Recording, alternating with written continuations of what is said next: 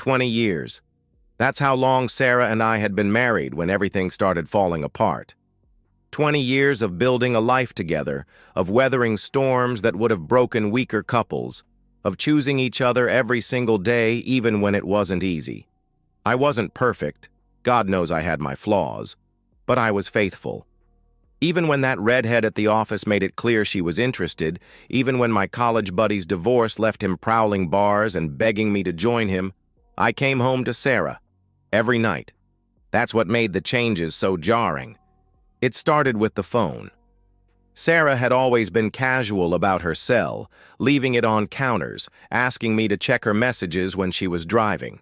But suddenly it was glued to her hand, screen down on every surface, password locked for the first time in our marriage. She'd smile at texts in ways that made my stomach twist, little secret grins that never seemed directed at anything I'd said or done. "Who's that?" I'd ask, trying to keep my voice light.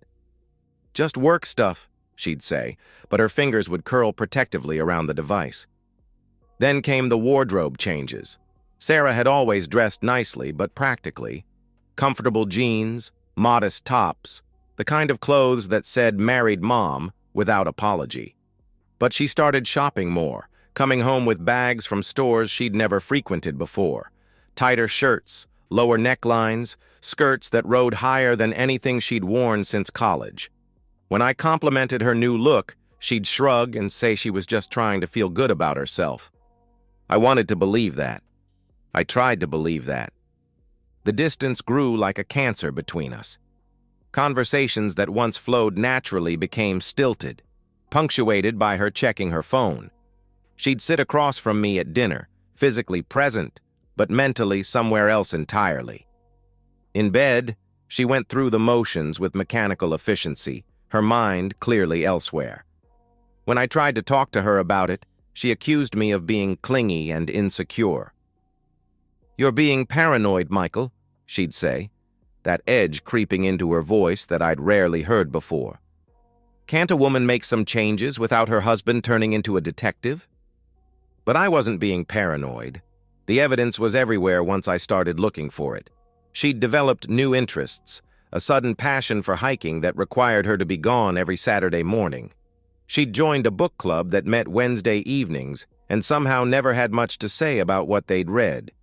Her explanations were too detailed, too rehearsed, like she'd practiced them. The criticism started around the same time. Everything I did was wrong, or at least not quite right. The way I loaded the dishwasher, how I handled conversations with the kids, my choice of restaurants, movies, even the way I breathed when I slept. Nothing was ever said directly, just little cuts that accumulated like paper cuts until I felt raw and bleeding. I began to recognize the signs of what my grandfather used to call a quiet disease, the kind of suspicion that eats at you from the inside, making you question everything you thought you knew.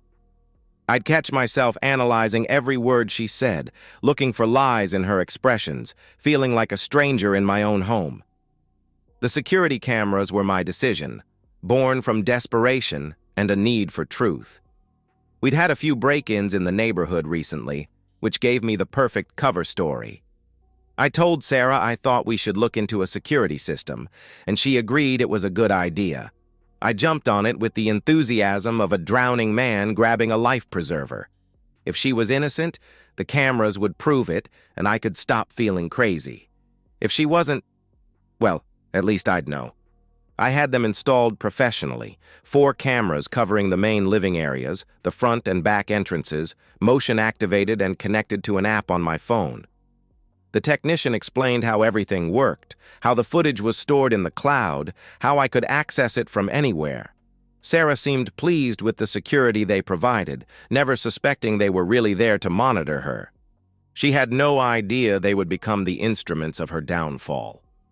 The night I made that decision to install those cameras, I lay awake staring at the ceiling while Sarah slept peacefully beside me. I'd spent 20 years building a life with this woman, and now I was preparing to spy on her. The weight of that felt crushing, but the alternative, living in this limbo of doubt, was worse. I didn't want to be right about my suspicions. I wanted Sarah to prove me wrong, to show me I was just a paranoid husband going through a midlife crisis. I wanted our marriage to survive this rough patch and emerge stronger. But as I listened to her steady breathing in the dark, part of me already knew I was preparing for war. The divorce papers hit our kitchen table like a slap in the face, the manila folder sliding across the wooden surface with a sound that seemed impossibly loud in the sudden silence.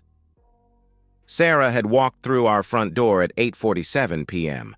I remember the exact time because I'd been watching the clock, wondering where she'd been for the past 3 hours after her book club supposedly ended. She didn't even bother with pretense. No hello, no how was your day, no explanation for why she was late, just that folder tossed onto the table like it was the electric bill. "I'm done," she said, her voice flat and businesslike. "I've found someone who makes me feel alive again." The words hit me like a physical blow. 20 years of marriage, reduced to a simple declaration that she'd found someone better. I stared at the folder, my name typed neatly on the tab. Thompson, Michael, divorce proceedings. "Sarah, what?" I started, but she cut me off with a wave of her hand. "Don't make this harder than it needs to be. We both know this marriage has been dead for years. I'm just making it official." She stood there in our kitchen, wearing a new dress I'd never seen before, looking at me like I was a stranger she couldn't wait to get away from. The pain started as a tight feeling in my chest, like someone was squeezing my heart with a fist. I thought it was just shock, just the emotional impact of hearing my wife tell me she wanted out. But it kept getting worse, spreading down my left arm like liquid fire. "Someone?" I managed to gasp. "Who?" "Does it matter?" She glanced at her phone, always that damn phone, and her expression showed impatience, not remorse. "Look, I need you to sign these tonight. My lawyer says if we can get this filed by tomorrow, we can have the whole thing wrapped up in 60 days. The crushing sensation in my chest was getting worse. I tried to stand, but my legs felt weak. The room seemed to tilt sideways, and I had to grip the edge of the table to stay upright. "Sarah," I wheezed, struggling to form words around the growing panic. "Something's wrong. I think I'm having a heart attack." She looked at me with the kind of exasperation you'd show a child having a tantrum. "Oh, please. Don't be so dramatic, Michael. Just sign the papers." The pain was radiating down my arm now, and my vision started to blur at the edges. This wasn't emotional distress. This was real, physical, life-threatening. I'd watched my father die of a heart attack when I was 15. I knew what this was. "Call 911, I gasped, clutching my chest as I sank into a chair. "Please, Sarah, call 911. "You're being ridiculous," she snapped, but I saw something flicker in her eyes. Fear, or just annoyance that I was inconveniencing her. "This is just stress. Sign the papers and you'll feel better." I couldn't breathe properly. Each breath felt like trying to suck air through a straw, and the pain was spreading across my chest like someone was driving nails into my sternum. With shaking hands, I reached for my phone, but my coordination was shot. It clattered to the floor. "Help me," I whispered. Sarah stared at me for a long moment, and in that instant, I saw who she really was. Not the woman I'd married, not the mother of my children, but someone who could watch her husband of 20 years collapse in agony and feel nothing but irritation that it was interfering with her plans. "I can't deal with this drama tonight," she said, grabbing her purse from the counter. "I have somewhere I need to be. Sign the papers, Michael. Don't make this harder than it has to be." And then she left. Actually walked out of our house while I was dying on our kitchen floor. I managed to crawl to where my phone had fallen, my chest feeling like it was caving in, black spots dancing at the edges of my vision. With fumbling fingers, I dialed 911, gasping out our address to the dispatcher before the phone slipped from my hand. The next thing I remember was being lifted onto a stretcher, an oxygen mask over my face, and a paramedic saying something about massive cardiac event and lucky to be alive. As they wheeled me toward the ambulance, I saw our front door standing open, exactly as Sarah had left it when she walked out on me. In the hospital, after they'd stabilized me and run their tests, Dr. Martinez explained that I'd suffered a significant heart attack brought on by extreme emotional stress. "Another 5 minutes," he said quietly, "and we might not have been able to save you."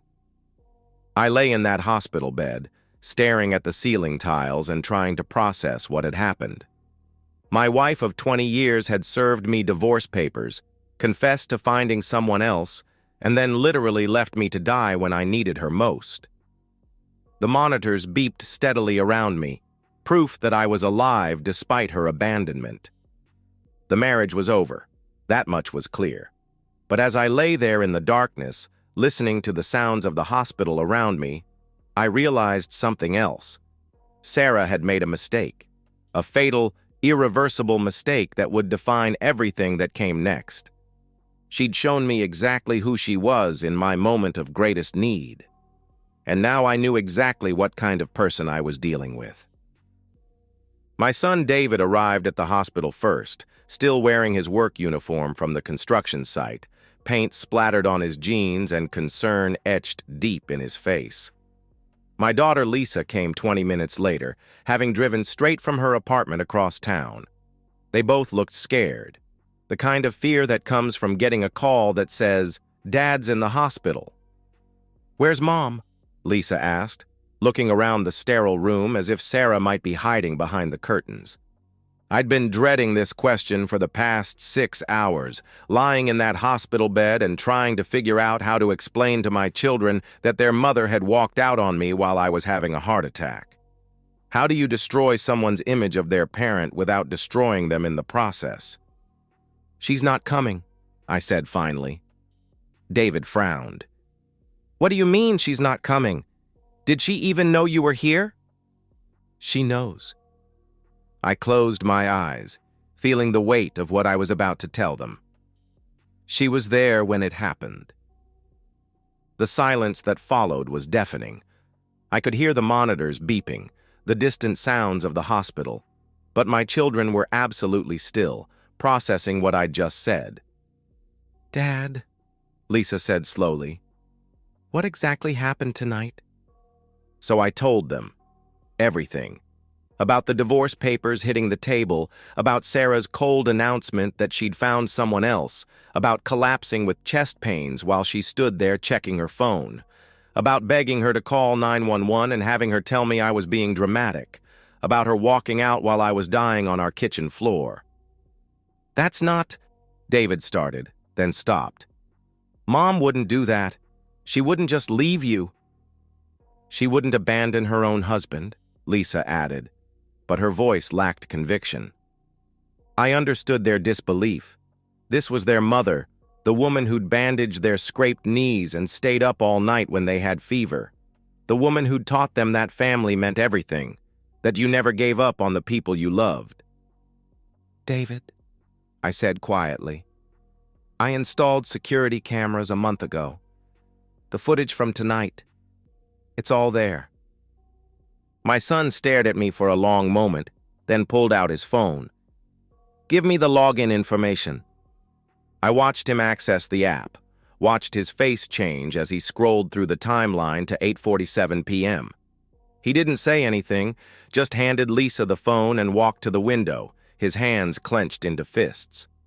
Lisa's face went white as she watched the footage. I couldn't see the screen, but I knew what she was seeing. Her mother tossing divorce papers on the table like trash, telling her father she'd found someone better, and then walking away while he collapsed in agony. "Oh my God," she whispered. "Oh my God, Dad, she really—" The door opened, and Sarah walked in carrying a bouquet of flowers and wearing an expression of practiced concern. She must have learned I was in the hospital from someone. Probably called our house and gotten the message from whoever had found the front door standing open. "Michael, sweetheart," she said, rushing to my bedside with a performance worthy of an Oscar. "I came as soon as I heard. Are you okay?" What happened? The transformation was stunning. Gone was the cold, impatient woman who'd served me divorce papers. In her place stood the devoted wife, all tears and worry and gentle touches. "You know exactly what happened," David said from the window, his voice deadly quiet. Sarah turned to him with that same concerned expression. "David, honey, I don't understand." "We watched the footage, Mom." Lisa held up the phone, the screen still showing the damning evidence. "We saw everything." For just a moment, Sarah's mask slipped. I saw panic flicker across her face before she recovered, but it was too late. My children had seen it too. "That's not," she started, then seemed to realize how trapped she was. "You don't understand. It's complicated." "Complicated?" David stepped away from the window, and I could see the barely controlled rage in his posture. "You left him to die, Mom. You walked out while he was having a heart attack. I didn't know he was really—" "Bull—" Lisa snapped, a word I'd rarely heard her use. "We watched it. We heard what you said. Don't be so dramatic. I have somewhere I need to be. You knew he was dying and you left anyway." Sarah looked between her children, seeing their unified front, their absolute disgust with her actions. The flowers in her hands suddenly looked ridiculous, a pathetic prop in a play no one was buying. "You left him to die," David repeated, his voice getting louder. "And for what? Some guy who's 10 years younger and doesn't even want you now?" "How do you—" Sarah started, then caught herself. "Oh, we know about him," Lisa said coldly. "We know about the hiking. We know about the book club. We know about all of it, Mom. The question is, was it worth it? Was your little midlife crisis worth destroying our family?" Sarah's composure finally cracked completely. "You don't understand what it's like," she said, tears starting to flow. 20 years of the same routine, the same conversations, the same everything. I felt like I was dying inside. And then I met someone who made me feel alive again, who made me remember what it was like to be wanted." "So you decided to kill Dad instead," David said flatly. The words hung in the air like a death sentence, because that's exactly what she'd tried to do, even if she hadn't admitted it to herself. She'd been willing to let me die rather than miss a night with her lover. "I want you out," I said quietly from the hospital bed. "I want you out of our house, out of our lives, and I never want to see you again." "Michael, please, get out," Lisa said, standing up, "before I call security and have you thrown out." Sarah looked at her children one more time, seeing nothing but disgust and disappointment in their faces. The family she'd destroyed for a few months of excitement was gone forever, and she was finally beginning to understand what she'd traded away. She dropped the flowers in the trash can on her way out, not even bothering with any more apologies or explanations. The door closed behind her with a soft click. David came over and put his hand on my shoulder. "We're with you, Dad. Whatever you need." Lisa nodded, tears in her eyes. "She's not our mother anymore. Not after this."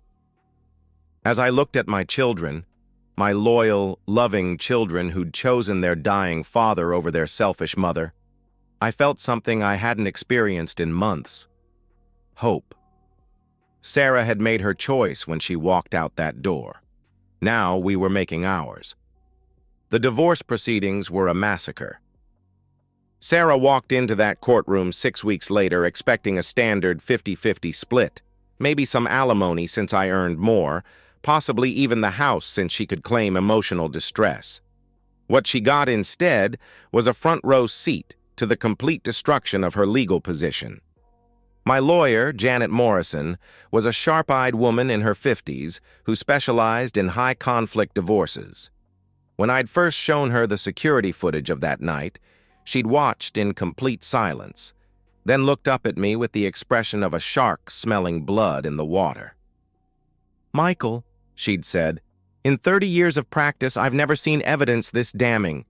She didn't just abandon you, she left you to die during a medical emergency.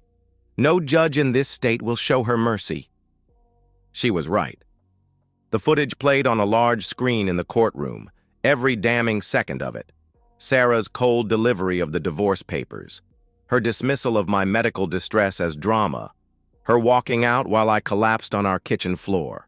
The audio was crystal clear, capturing every callous word. Judge Harrison, a stern woman with silver hair and no patience for nonsense, watched the entire thing without expression. When it was over, she turned to Sarah with barely concealed disgust. "Mrs. Thompson," she said, "in 25 years on the bench, I have never seen such a callous display of abandonment during a medical emergency. You literally left your husband to die. Do you have anything to say in your defense?"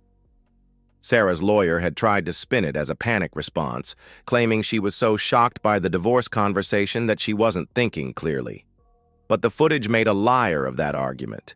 There was no shock in her voice, no panic in her movements, just cold calculation and impatience. "Your Honor," Sarah said, standing shakily, "I know how it looks, but I was confused and scared." "Confused?" Judge Harrison's voice cut through her excuse like a blade. "You were confused about whether to call 911 when your husband was having a heart attack? You were scared of what, exactly? Missing a social engagement?" The divorce settlement was brutal and absolute. Sarah got nothing. Not the house, not half the assets, not a penny of alimony. The judge ruled that her abandonment during a medical emergency constituted extreme cruelty and awarded me everything. The 20 years we'd built together, the house we'd called home, the retirement accounts we'd contributed to, all of it stayed with me. The court finds that Mrs. Thompson's actions on the night in question constitute such extreme abandonment and cruelty that no financial award is warranted, Judge Harrison declared. Furthermore, given the evidence of infidelity and callous disregard for her husband's welfare, this court sees no reason to provide ongoing support to someone who was willing to let her spouse die rather than inconvenience herself. Sarah's face went white as the reality sank in. She'd expected to walk away with enough money to start her new life comfortably. Instead, she was walking away with nothing but the clothes on her back and whatever assets were solely in her name, her car and a small savings account she'd opened separately. But the real kicker came that evening. I was at home, finally back in my own house after 3 days in the hospital, when David called me with news that would have been funny if it weren't so predictable. "Dad," he said, barely containing his laughter, "you're not going to believe this. Mom's boyfriend dumped her." "What?" "Lisa ran into Sarah's sister at the grocery store. Apparently, Loverboy found out about the divorce settlement this morning. When he learned that Mom was walking away with nothing, and I mean nothing, he suddenly remembered he had other commitments, broke up with her via text message." The poetic justice was perfect.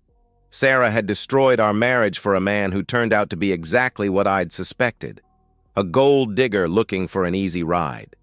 The moment he realized there would be no money, no house, no comfortable lifestyle funded by her divorce settlement, he vanished like smoke.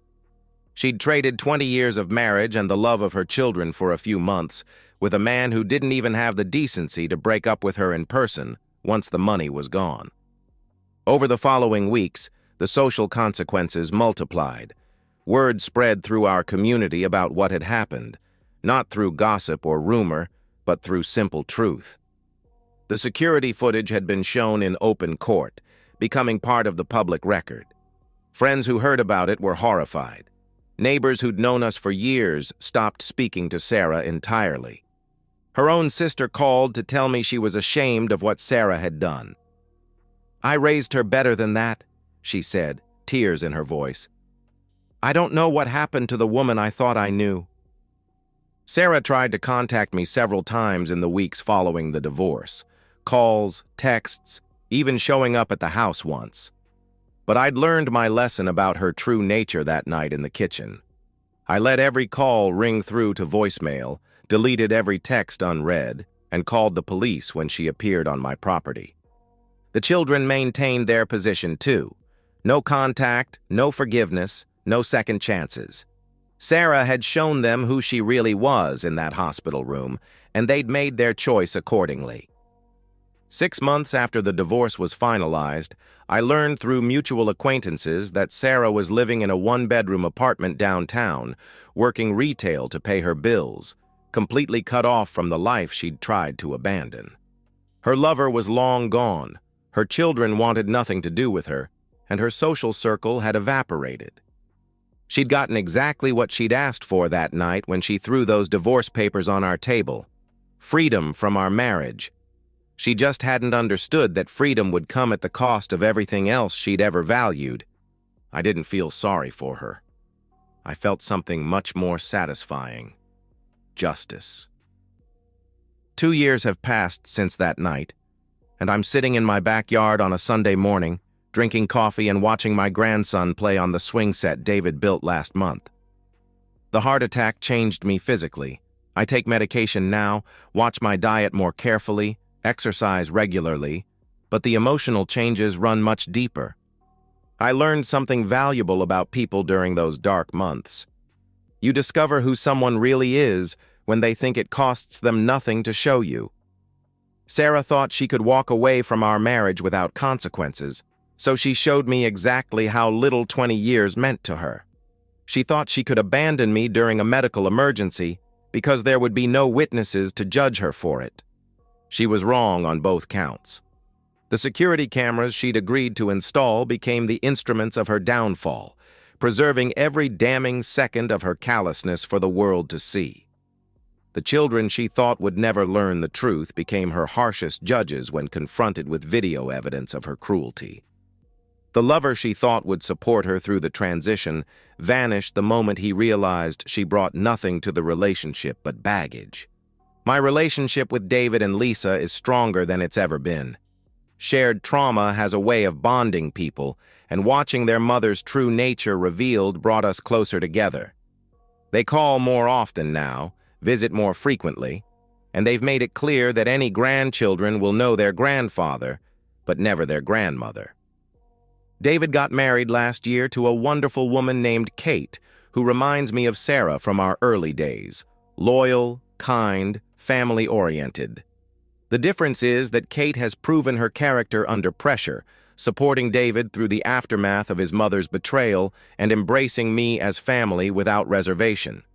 Their wedding was beautiful, conspicuous only for one empty chair that no one mentioned, but everyone noticed. Lisa is thriving in her career as a nurse, and she tells me that seeing Sarah's abandonment during my medical emergency actually strengthened her commitment to helping people in their most vulnerable moments. "I never want to be the person who walks away when someone needs help," she said once, and I could hear the echo of that night in her voice. The house feels different now, cleaner somehow, free of the tension and secrets that had poisoned it during Sarah's final months here. I've redecorated some rooms, made it fully mine in ways it hadn't been even when we were married. The security cameras are still there, but now they just provide peace of mind rather than evidence of betrayal. Sarah has tried to contact me periodically over the past 2 years. Birthday cards that go straight into the trash. Christmas gifts that get returned unopened. Phone calls that I let ring through to voicemail before deleting the messages unheard. She's reached out to the children too, but they've maintained their position of complete no contact. Through mutual acquaintances, I've heard fragments of her current situation. The retail job didn't last. She's had a series of short-term relationships with men who lose interest quickly. She's gained weight, lost friends, and according to her sister, spends most evenings alone in that small apartment, probably wondering how her life went so wrong so fast. The answer, of course, is simple. She made choices. She chose another man over her husband. She chose convenience over compassion. She chose temporary excitement over permanent family bonds. And when those choices led to consequences, she chose to blame everyone but herself. I didn't destroy Sarah's life. She did that herself the night she walked out while I was dying on our kitchen floor. I simply refused to protect her from the natural consequences of her actions and allowed the truth to speak for itself. Sometimes people ask me if I feel guilty about how completely her life fell apart. The answer is no. I feel something much more valuable: peace. I learned that the best revenge isn't actively destroying someone who betrayed you. It's surviving their attempt to destroy you and building something better from the ashes they left behind. As I watch my grandson laugh on his swing, I think about the lessons this experience taught me. I know now that real love shows itself in moments of crisis, not in moments of comfort. I know that actions reveal character in ways that words never can. And I know that sometimes the most important thing you can do is simply refuse to enable someone's worst behavior, even when that someone is the person you once thought you'd love forever. The sun is warm on my face, my coffee is perfect, and in a few hours, my children will join me for Sunday dinner in the house that Sarah tried to take from me. It's a good life. Not the one I planned, but the one I built from the ruins of the one she destroyed. And that's enough. More than enough. And so, we've reached the end of today's story. Was it what you expected, or did it take a twist you didn't see coming? I'm curious to hear your thoughts. Share them in the comments below, and let's get a conversation going. If this story kept you hooked, make sure to hit that like button. And if you're new here or just haven't subscribed yet, now's the perfect time to join our community. I bring you fresh, captivating stories every day, so click that subscribe button and turn on notifications so you never miss out. Thanks for watching, and I'll see you in the next one.